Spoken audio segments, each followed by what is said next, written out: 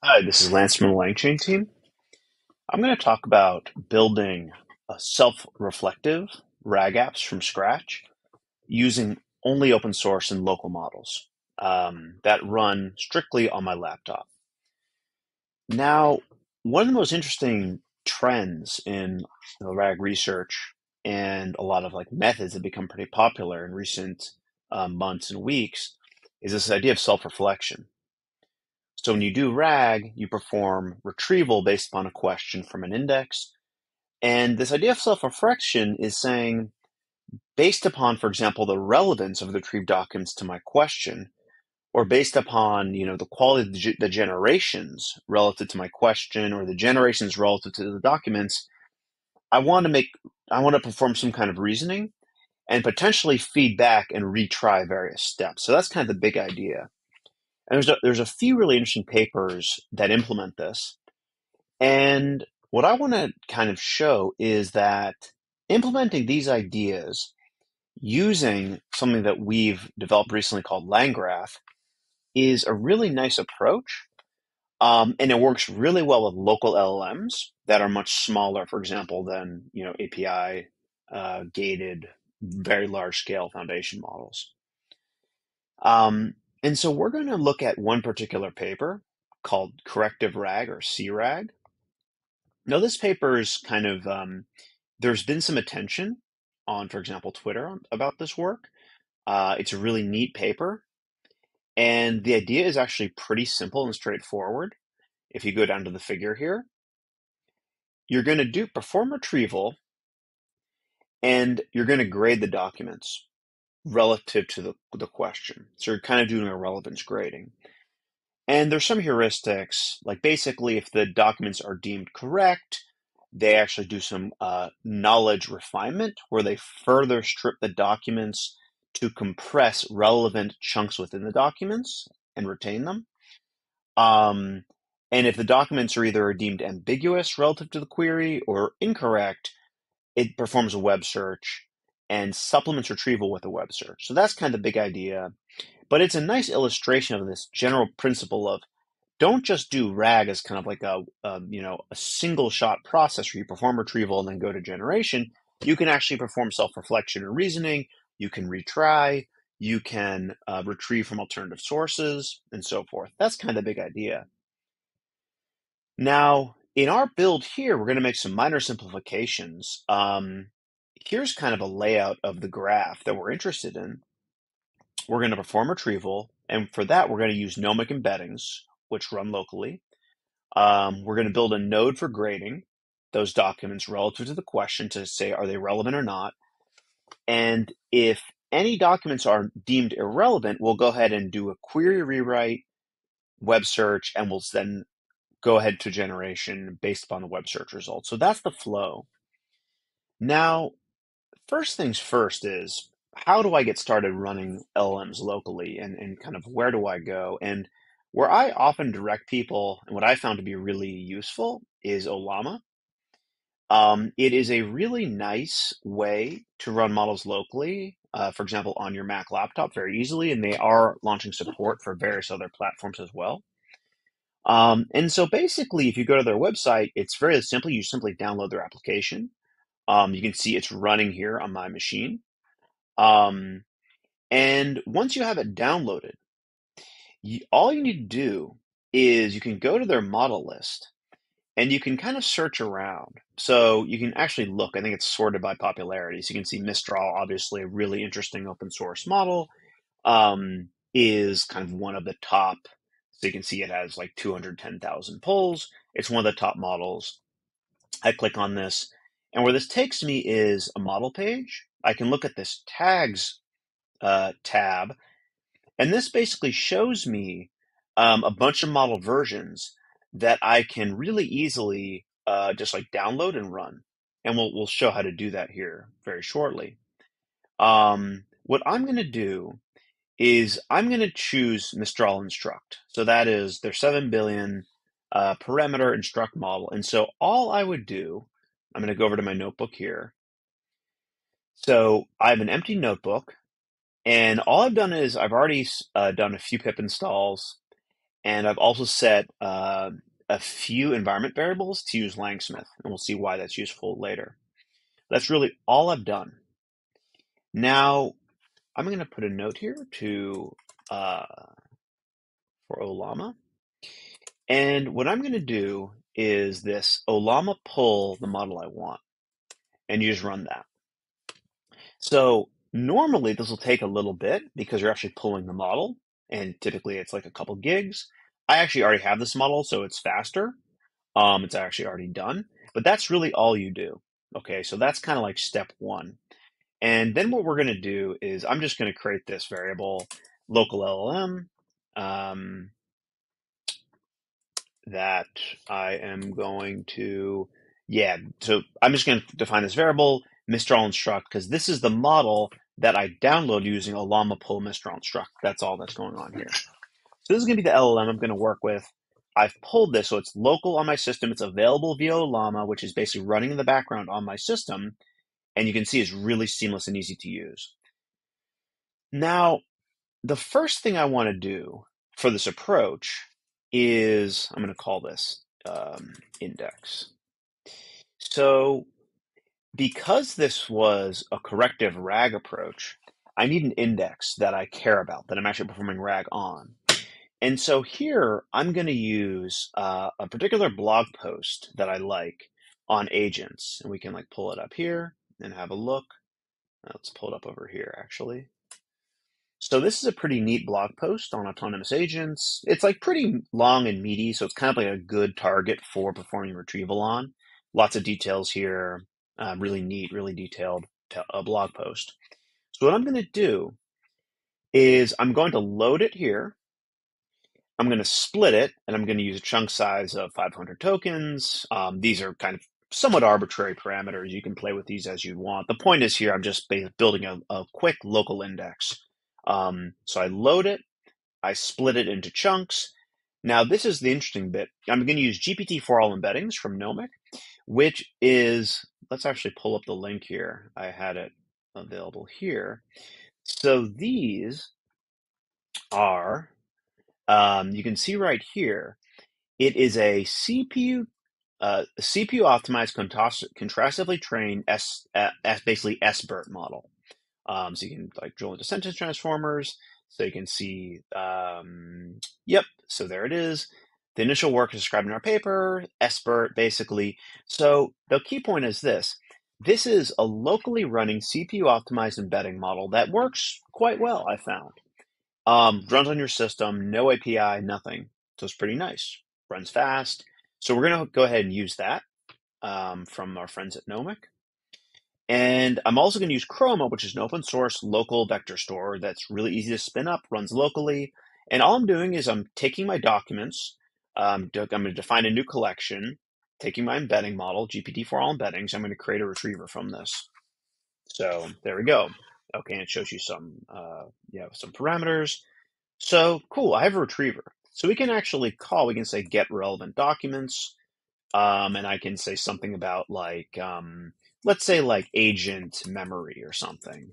Let's just test. And okay, cool, look at that. So it's nice and quick. We get a bunch of documents out that relate to memory. So you can see memory stream, like the documents are sane. So it looks like everything's kind of working here. So that's great. We have a retriever. Now, let's think a little bit about what we want to do next.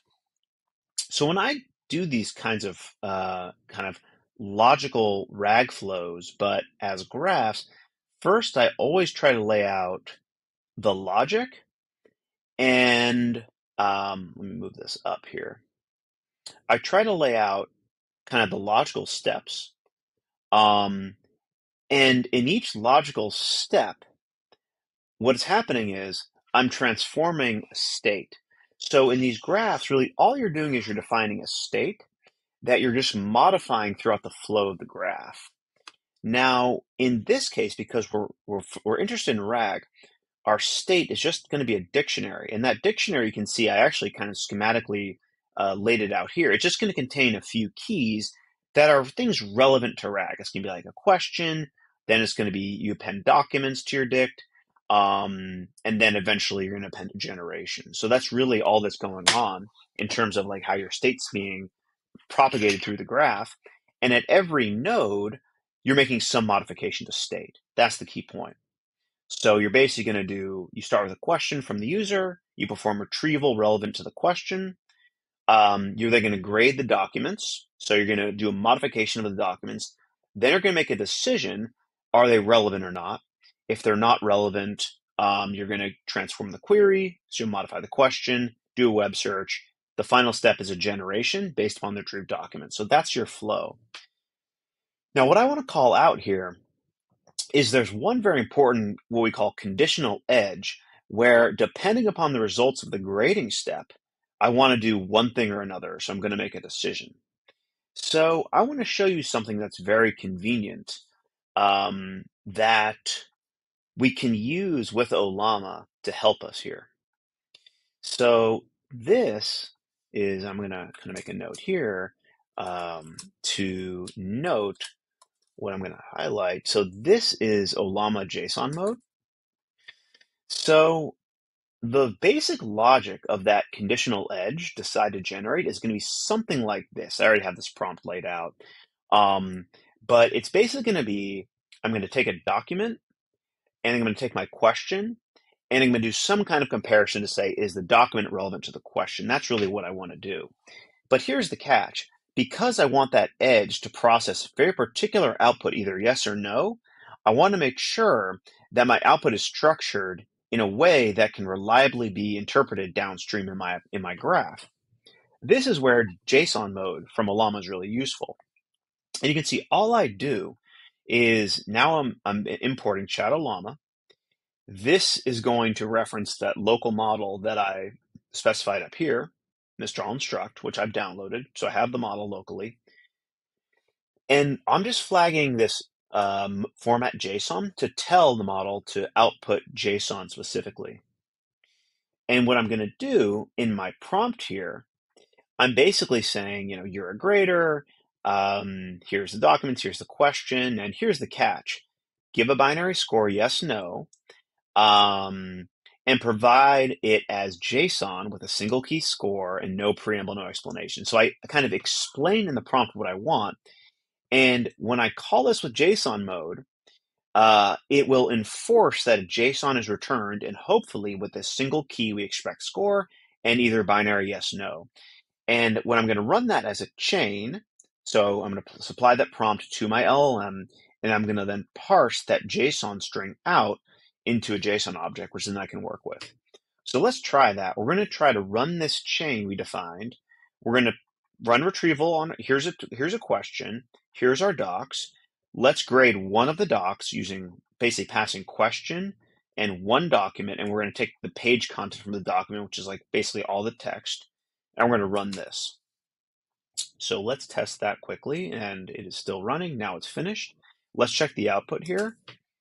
We can see, so we get a JSON back, which just is the score, yes, no. So that's exactly right. That's what we want. And we can actually look under the hood here at, so we can actually look under the hood in Langsmith at that grading process. And we can see here that our prompt got populated with the context. So here is the document. Right, here was the question, here was the document. And the task was, of course, to grade it. So we can see here's like the full prompt. You're a grader assessing the relevance for true document. Here's a document. And then here's the model output score, yes. So this is really nice. We've basically enforced the output from our local LLM using JSON mode. So we know every time it's going to output binary yes, no score as a JSON object, which we can extract. So that's a very key point that I just wanted to flag. It's a very nice thing that Ollama offers that's extremely helpful when building out particularly these kind of logical graphs where you really want to constrain the flow at certain edges. So that's kind of the really key thing I wanted to highlight. A lot of the rest of this is actually pretty straightforward. So let's now define our graph state. This is the dictionary that we're going to basically pass between our nodes. So this is just some code I'm going to copy over. this is defining your graph state. You're just saying it's a dict. That's all there is really to that. Now here is where I'm going to copy over some code that basically implements a function for every node and every conditional edge in our graph. So if you remember, we can kind of go over and look. Our graph is laid out like this, and all we're doing is for every node drawn, we're going to find a corresponding function here which performs some operation. So retrieve is basically just doing, we had our retriever defined, get relevant documents, and write them out to state. So again, we take a question in. So if you look here, we basically have this state dict passed into the function. We extract the state dict here. We extract the question from the state dict. We do retrieval, and then we write that state dict back out to the output. So you think about every node is just doing some modification on the state, reading it in, doing something, writing it back out. That's really all that's going on. And we can really just march across our little like diagram here and see how basically each one of these nodes is implemented as a function. And again, you can see in every case, we're using, for example, Chatolama. In some of these cases, we don't need JSON mode. So if we're just doing like a generation step, as you can see here, we don't need JSON mode. For the grading, we do. So we're actually going to implement here the same thing we just showed, Chatolama using JSON mode. And what's going to happen is we can see we generate our score every time, and then we can extract our grade from that JSON. And then we know the grade is going to constrain to the output yes or no. Then here's the key point. We do some logical reasoning on that to say, for example, if the grade is yes, then we're going to like append the document. It's relevant. If not, then what we're going to do is we're going to filter that document out. And we're also going to set this flag to search, perform web search as yes. So what's really happening here is we are kind of applying a logical gate to say, if any document is scored as relevant, then we just add it to our final list of filtered documents. If not, we're going to go ahead and do a web search, and we're going to set the search flag to be yes, and we're not going to include that document in the output. And you can see here, we return a dictionary, which contains our filtered documents, our question, and then that flag to run web search, yes or no. You can see it was default no, but if we ever encounter an irrelevant document, we change that to yes. So that's really all that's going on here. You can see we do our query transform. Down here again, we just use Mistral again. Here is like a transform prompt, but you kind of get the idea. Web search node, we use Tavily web search here. It's really kind of a nice, quick way to perform web searches. And you can see we just supplement the documents with the web search results. And then this was kind of the final step where we wrote out yes or no to our search key. And depending upon the state, which we can read in here, we make decision to basically either return transform query or return generate, which will basically, that's determining the next node to go to. So this decide to generate is our conditional edge. So that's actually right here. And so it's looking at the results that we wrote out from grade documents, in particular that search yes or no key in our dict, and it's then going to basically determine the next node to traverse to. That's really all we're doing here. So that's kind of nice. Now what we're going to do is we kind of copied over all these functions. We then can go ahead and run that. And now we just lay out our graph. So again, our graph was kind of explained here. And here's where we actually just lay out the full kind of graph organization, how we're going to connect each node. So we add the nodes first, we set our entry point, and then we add the edges accordingly between the nodes. And basically the logic here just maps over to our diagram here. That's really all that's happening. Cool. So I'm going to go ahead and go down.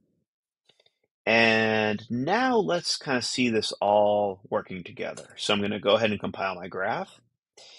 And I'm going to go ahead and ask a question. Explain how the different types of agent memory work. And what I'm going to do, let's go back to our diagram so we can kind of reference that. I'm going to call this, and I'm actually just going to this will traverse every step along the way, and it'll print out something to explain what's happening. So you can see I perform retrieval, and now I'm doing my grading steps, and this is all running locally. And they were all deemed relevant.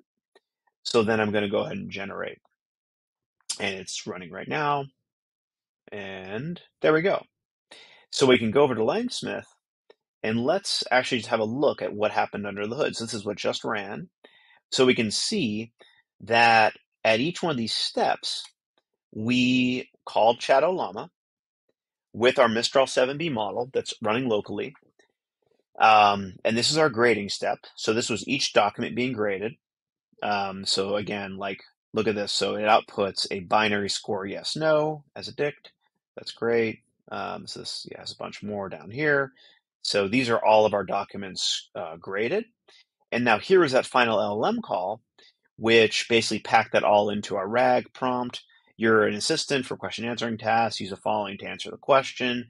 Here's all of our docs. Here's the answer. So that's pretty cool. We can see that this multi-step logical flow all works. Now let's try something kind of interesting. I'm going to ask a question that I know is not in the context and see if it will kind of perform that default to do web search. So I'm going to say, explain how alpha codium works. So this is a recent paper that came out that's not relevant at all to this blog post. So I know that retrieval should not be considered relevant. And let's go ahead and run that and convince ourselves that that's true. So good, this is perfect. So the grader is determining these documents are not relevant. And so it should be making that decision to perform web search. So it should be kind of going to this lower branch, transform the query, run web search, and it looks like that all ran. So it tells us Alpha Codium is an open source AI coding generation tool developed by Codium AI. This is perfect. That's exactly what it is. And we can actually go into Langsmith and again see what happened here. So you can see here the trace is a little bit more extensive because all of our grades are incorrect, or irrelevant. Again, we get the nice JSON out. And okay, so this is pretty cool. So this was our question rewriting node. So basically provide an improved input question without any preamble. So what is the mechanism behind Alpha Codium's functionality? So it modifies the question. We use Tavali search right here. So it basically does a retrieval. It searches for stuff related to Alpha Codium. So that's great. And then we finally pass that to our model for generation based on this new context. And there we go. Alpha Codium is open source AI code assistant tool. So that kind of gives you the main idea. And the key point is this is all running locally. Again, I used GPT for all embeddings for indexing up at the top right here. And I used Ollama with Mistral 7B instruct and JSON mode for that one crucial step where I need to constrain the output to be kind of a score of yes, no. And for other things, I just use the model without JSON mode to perform generations, like to question rewrite or to do the final generation. So in any case, I hope this gives you kind of an overview of how to think about building logical flows. Doesn't have to be RAG, but RAG is a really good kind of use case for this using local models and LangGraph. And the thing I want to kind of leave you with is there is a lot of interest in complex logical reasoning using local LLMs and a lot of focus on using agents.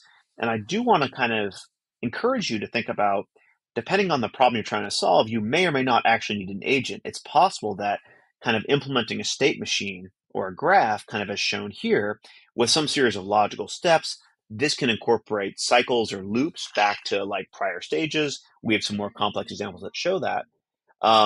this actually can work really well with local models because a local model is only performing a step within each node. So you're kind of constraining it to like, just do this little thing, just do this little thing, like just rewrite the question, just grade the document, rather than using the local LLM as like, an agent executor that has to make all these decisions kind of jointly um, or kind of in a less controlled workflow where, for example, like the ordering of these various tasks can be determined arbitrarily by the agent. Here, we really nicely constrain the logical flow and let the local model just do little tasks at each step. And I've just found it to be a lot more reliable and really useful for these kinds of like logical reasoning tasks. So hopefully this is helpful. Give it a try, and we'll make sure all this code is easily shared. Thank you.